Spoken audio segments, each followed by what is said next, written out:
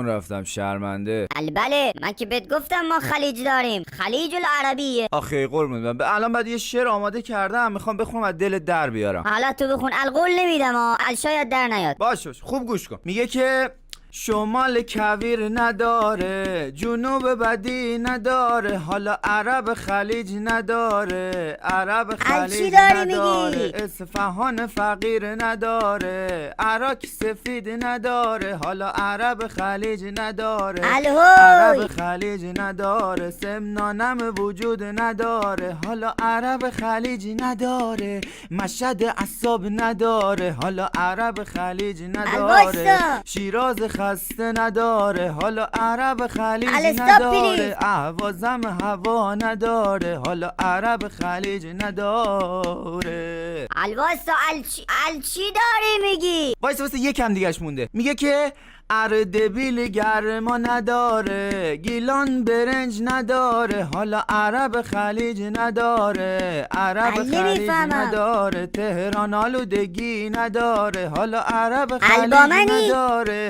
بوشهر سرما نداره، حالا عرب خلیج نداره، بندر که جنسی نداره، اصلا قزوین که ترس نداره، عرب خلیج نداره، عرب خلیج نداره، حالا مادر عمومی وای مادر